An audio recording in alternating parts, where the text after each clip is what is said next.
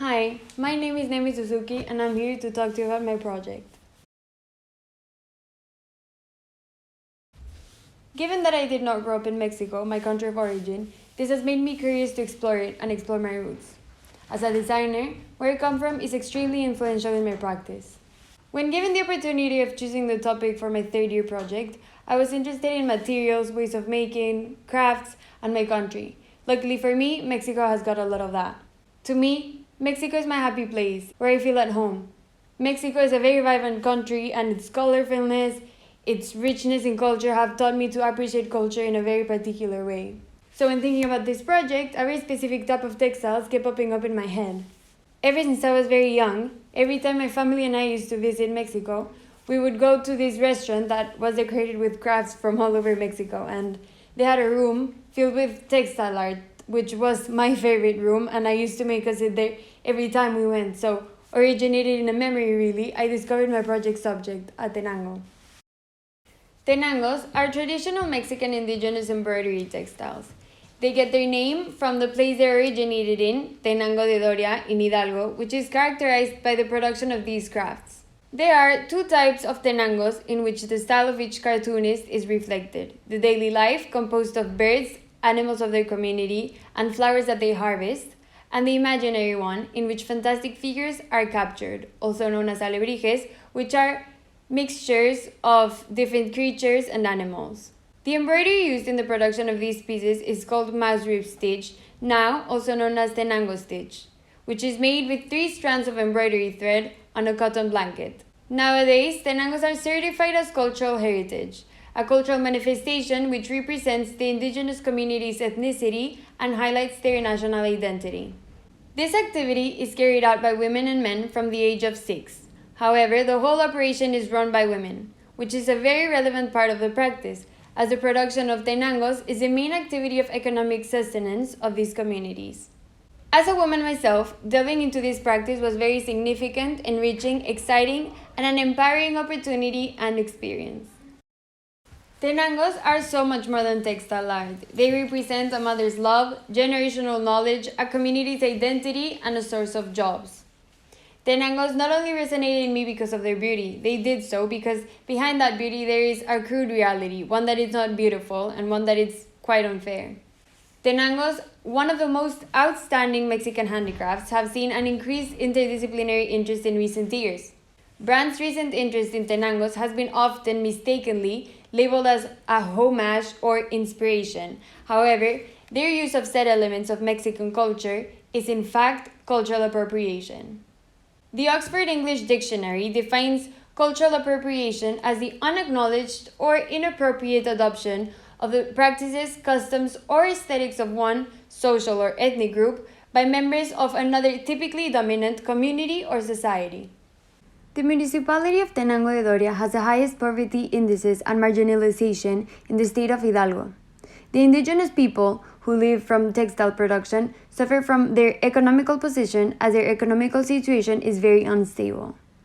The people in these communities have to fight for the worth of what they produce, as they don't have a fixed salary for their work. Regrettably, in their fight, they have got a lot of things against them, as they are a very vulnerable and disadvantaged part of society due to their lack of resources. In addition, another great injustice with which people who sell in the streets and markets of Mexico have to deal with is bargaining. Indigenous textile production is a low economic rewarding activity, in which the output produced is not proportional to the input that this cultural activity requires, as there is so much that goes into the making of this textile art with such little gain. I created the protest passport as a response to the deep investigative research I had carried out in the topic. This passport served as a critique to all the brands that I had encountered in my research who committed cultural appropriation. The aim was to draw attention to the ideas of identity, authenticity, ownership, legalities, and security. When it comes to these crafts, the problem is there is no official recognition of their identity until very recently that tenangos became the intellectual property of the people who make them. The authenticity of the crafts in their appropriation is questionable, the ownership is concealed and unacknowledged, and what's more, the legalities and security measures in the form of laws are not sufficiently developed to promote a cultural exchange. With a satirical hue, the stamps represent the brand's imprint on the identity of these crafts, with the objective of highlighting that this malpractice is not formal, official, or secure in its nature, but rather degrading and harmful. While the initial idea of the protest passport was interesting, when thinking about its place in the real world, it would not change too much about the situation. So, what if this became a platform? Looking at other forms of cultural awareness, such as fair trade, the passport had a great potential to shift from being about highlighting the bad practice to becoming about celebrating the brands that have in fact done a rightful exchange, supporting a good practice. Within these ideas, I was very interested in visualizing the face, the hands, the process of creation of these cultural manifestations. The stamps supposed an exciting opportunity as with technology, they could be readable and show an image, a video, or something which could enable its audience to engage in a deeper level with the story of these cultural manifestations. Ultimately, the goal was to add to the cultural significance embedded within the piece or outcome of a collaboration. It was very important for me to be able to get in touch with people who could inform my research. Finding people who were willing to be interviewed and share their knowledge proved to be quite difficult at times, and although it was challenging to make it happen, it proved to be a wonderful learning experience. During my research, I was fortunate to meet 3 key women for this project. Liliana Valle, a Mexican designer who is part of the Interaction Research Studio at Goldsmiths University of London. Alicia Rosales, a master esthetician from San Pablo el Grande, Tenango de Doria in Hidalgo, who has embroidered for over 40 years, and Carla Pensamiento, who helps Alicia with her sales from Mexico City. Liliana, as an experienced collaborator with indigenous communities, gave me my first insight into what a collaboration with indigenous people about cultural manifestations looks like.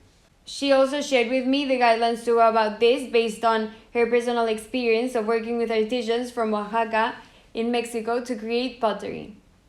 My conversation with Liliana helped me think critically about what I had done and be able to question the information embedded within the passport in another level, such as the way I had ID'd the Tenango.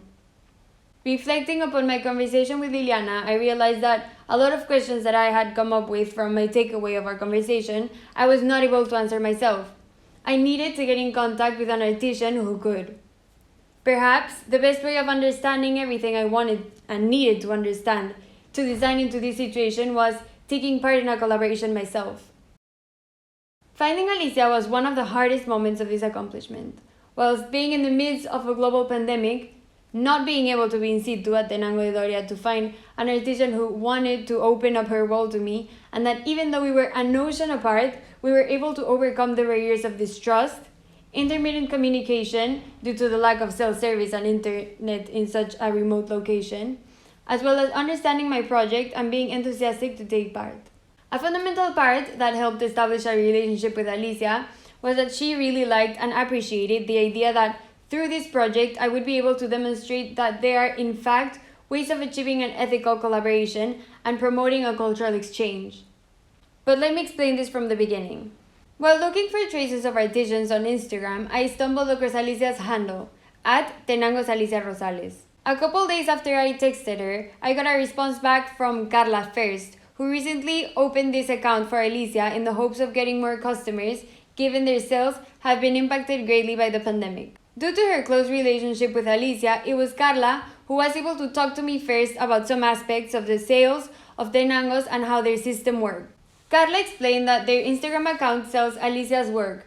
However, they also help the community through this account by providing them a platform to sell their pieces too. She told me my interest came at a good time, as she recounted that one of the main issues they were trying to figure out at the moment was accrediting, given that they dispatched the pieces with the only business card they had, which had Alicia's name only.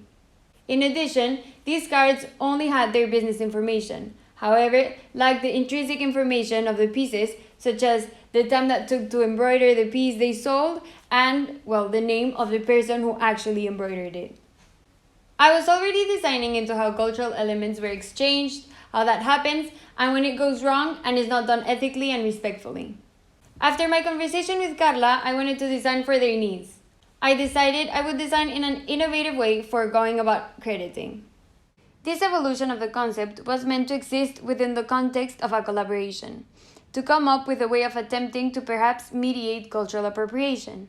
In this way, I would be able to intervene stemmed from the idea of the made in label, attempting to give more information beyond that: made in, made by, made with, made in X amount of hours. Visualizing the cultural manifestations process of making with the aim of informing its consumer about the item they had in their hands, and in doing so, adding to the cultural significance of the product to know that one has got a real, original, and ethically sourced item, in this way promoting an informed way of buying. This would also be an attempt of addressing the crediting situation which Carla had spoken to me about by providing them with an assurance that the people who got to see the outcome of our collaboration would know who did it, as well as understanding the work that goes into their practice, as they had expressed the hard time they have getting this point across, for the audience to admire the pieces by the great effort that goes into them, as well as the huge implications that doing this the right way had got in supporting their community. Sometime after I spoke to Carla, I was able to talk to Alicia. In our conversation, we spoke about her background, community, and the malpractice that they are suffering. I also explained my vision for the project, and she agreed to work with me and back me up as a registered artisan. She had invited me to take part in a workshop from which I learned a lot of details about the practice and ended up informing this presentation. After the workshop, we had agreed to sit down to discuss our collaboration as Alicia was in Mexico City for the day. From my research, I had determined that a collaboration is an exchange from which both parts gain something significant. I wanted the collaboration to take the shape of a purse. For me, in the scenario I was designing, it was very important to convey femininity. A purse, typically a woman's accessory, symbolizes our baggage, the many parts of our lives we carry inside them. In a way, like a TENANGO depicts the life of its creators. The terms and conditions of this collaboration were a key moment of learning in this project. I came into our conversation with an idea and proposal for what I envisioned. However, Alicia, as an experienced artisan who has seen appropriation happen, was hesitant about a few aspects of my proposal. The idea I had was to design a pattern together and be able to produce it here in London. However, Alicia was hesitant about agreeing to this idea as I would not be employing her. Even though a drawing could technically be sold, her terms of a collaboration were for her embroidery to be present in the outcome. To design and embroider a TENANGO pattern could take up to 2 months, depending on how intricate the pattern is. This was also not an option. Given that I was not going to commercialize the outcome and could not help them in a very significant economic way, new terms had to be agreed upon for my collaboration with Alicia. These came to be that I would buy the TENANGOs, use them for my design, and then find a Mexican-based photographer who would take professional pictures of those and other pieces of Alicia's collection, which they could then utilize on their social media pages for commercial purposes. The agreement we reached was driven by the current circumstances, as they preferred to sell me a finished TENANGO piece and make a sale, whilst allowing me to transform them. After thinking and experimenting with other ways of making, embroidering the bag seemed like the best decision, as it was my take on their design.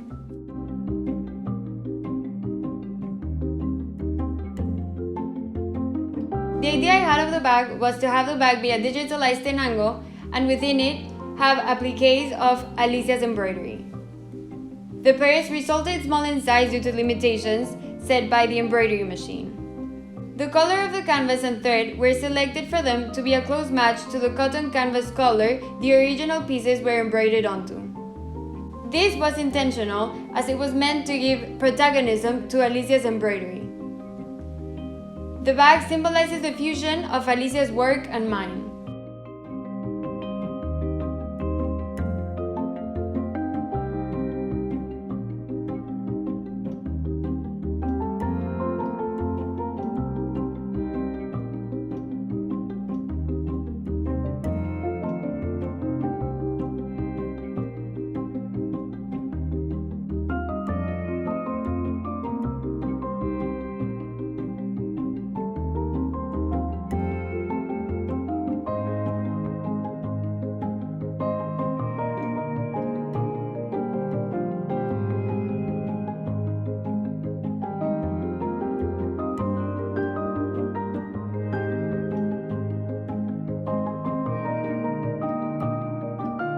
The centerpiece of the bag is the flowers applique. The applique complies with Alicia's terms of the collaboration, as it is Alicia's actual embroidery present in the bag. The use of technology, such as NFC, allows the addition of attributes to the product. In this case, it enabled me to make things readable, a key thing to achieve what I had envisioned in the way my concept would work. At first, I designed a charm, which the bag would have in order for the audience to be able to engage with the information about the bag. However, this technology allowed me to develop this idea into embedding the information within the centerpiece of the bag itself, which made things way more interesting, as by touching the actual tenango, one is able to engage with the information about it and the relevance of it as an element of the Mexican culture and its practice of production. In the process of reviewing what to write for this display of information, it was very important for me that it contained all the information one would not get to know unless one got the opportunity to approach directly the people who did it. In doing this, I kept thinking about the cases of cultural appropriation I had found in my research, which helped me by making me design to convey the information that consumers should have known when buying their pieces. The use of this form of technology allows making a dynamic inclusion of content. The reflection of this concept brings me to the realization that this type of approach to cultural appropriation can be applicable to provide and support a form of mitigation of the effects of cultural appropriation of any product. The information embedded in this display was agreed with Alicia. She was able to talk to me about the people involved in making the tenangos and shared brief stories about who they are, as well as more particular information about the process of making of these specific pieces. And so this is our bag. The bag works as follows. In this applique, which is Alicia's embroidery, I've put an NFC chip, which once you get your phone out, you're able to tap, and it comes up with a link, which once you click on, you're able to see the item's description, like this. The first thing one is able to see when tapping the tenango is a brief description of what tenangos are, followed by the image of the item and its description, highlighting that this was an ethically sourced collaboration as well as the processes by which this outcome was achieved. Below, mine and Alicia's signatures are accompanied by the acknowledgement that Alicia backed up this collaboration as a registered artisan. When scrolling down, one is able to take a closer look into the original pieces featured in this collaboration, as well as their place in the outcome and additional information such as their time of elaboration. A tablecloth drawn and embroidered by Lucina, which took 2 weeks for its completion, and a quechquemetl, also known as a poncho, drawn by Diego Andrade and embroidered by Alicia Rosales, from which the centerpiece of the purse was retrieved. The flower applique is the product of a whole day's worth of work, and the completion of this quechquemetl took 1 month. Lastly, one is able to get to know the people involved in the production of the outcome of this collaboration. Alicia is a single mom who takes care of her kids as well as her dad and sister. As a dedicated embroiderer, Alicia tries to embroider only when she is feeling happy. Otherwise, she tries to avoid it, as she can tell that her embroidery reflects it in the way she embroiders as well as in her selection of colors. Diego is an 18-year-old young man who works as a gardener with his father and to whom Alicia gave the chance to draw for her, allowing him to start his career as a drawer of tenangos in their community. Lucina is part of Alicia's team of artisans. She is very dedicated and does her job in quite a fast pace and embroids all day long. Lastly, who am I, how I got here, and my intentions for what this project tries to achieve. Ultimately, it all lies in consulting, reaching out to the originators of these cultural manifestations, establishing a designer-to-designer relationship which enables a fair, ethical, and respectful exchange. My involvement in this project has made me reflect upon what being a creative is about, the risks you take, and the complexities of legalities that protect our work and our ideas.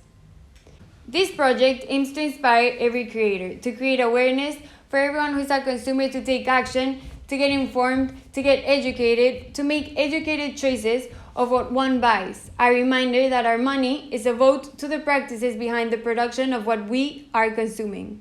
This project has got a huge potential to make a difference for a country, a culture, and many people's lives which I intend to push going forward in my practice.